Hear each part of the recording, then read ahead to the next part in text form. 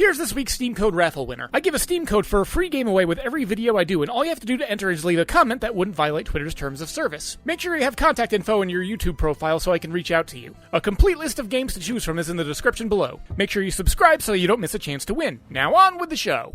I'm playing something almost every week, and sometimes I want to talk about it and give you a vertical slice. So stick with me for some lightning reviews.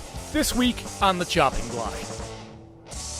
This week I've been playing Unpacking. For a look behind the curtains on how I operate, I typically work a full-time job, and on days that I work, I usually end up falling back on a select handful of titles to relax once my shift, subsequent workout, and other obligations have been dealt with. Team Fortress 2, Vampire Survivors, and as of late, Darkest Dungeon 2. I'd like for my channel to get big and fiscally viable enough for me to make videos on a more regular basis, but I digress. Unless I've been mainlining something big throughout the entire week, more often than not, I'll only have a day or two in order to try something out. And given that I spent one of those recent days replacing and upgrading all of my HDMI cables as well as giving myself an oil change, I've had a little bit less time than usual.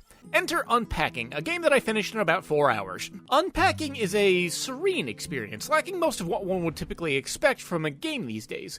The gameplay loop is incredibly simple. There are boxes that are filled with stuff in a room that doesn't have much stuff, and you simply take the stuff out of the boxes and put them where you feel they would be appropriate. That's it. That's the game. However, what I wasn't expecting was one of the most absorbing means of storytelling that I've seen in a while. As you're unpacking this person's items over the course of several years, you see them moving into different locations, and you begin to get a sense of what the person does, what they like, and what their current stage of life is. It's not unfeasible, and thinking about it makes a lot of sense. Imagine, if you will, a person who can't speak, but they regularly request that you assist them in moving, and you get a feel for how their life is going or what's currently happening. There's also a surprising amount of emotion that the game brings forth. Utilizing some of the storytelling through the various items and environments you navigate, you see relationships come and go. I'm also going to take a brief moment to call out the musical score, because while it's not always playing, the certain moments where it is also do a tremendous job of relaying the emotions going on behind the scenes. You get a sense of the ways that the main character you're following finds comfort. As a secondary effect, this game brought a lot of reflection for me while I was playing it. You see, in some moments where you're going through the motions of unpacking toiletries and other relatively innocuous and mundane items, you're left alone with your thoughts. And since this is a game where you're constantly unpacking and handling stuff, I began to reflect upon the nature of my own stuff, being a collector, of which there's a lot of. I mean, if someone were to unpack my things in a similar game,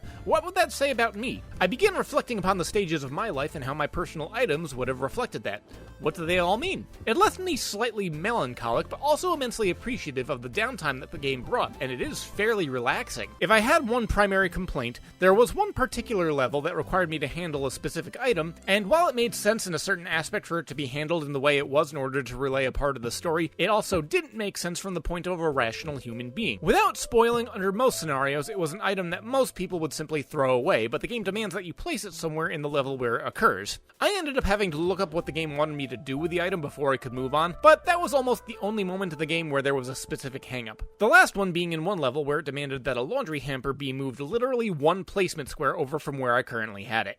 Unpacking is one of those games that I hardly enjoyed, and reflecting upon it, I can only appreciate it more. But with some people needing to justify their game purchases by the amount of playtime that a game can give them, I can see why there would be hang-ups. There's no real challenge to the game beyond just putting items in place, and the story doesn't change from run to run, so replayability is limited beyond simply seeing how many other arrangements of items you could make. Nonetheless, give this game a shot if you can. Now, if you'll excuse me, I have a whole bunch of wires laying about my floor that I need to find a place to store. Hey, look at that, it's the end of the video. Don't forget to subscribe, and remember that commenting can actually win you a free prize. So until next time, this is Guillotine saying thanks for watching and keep your head on your shoulders.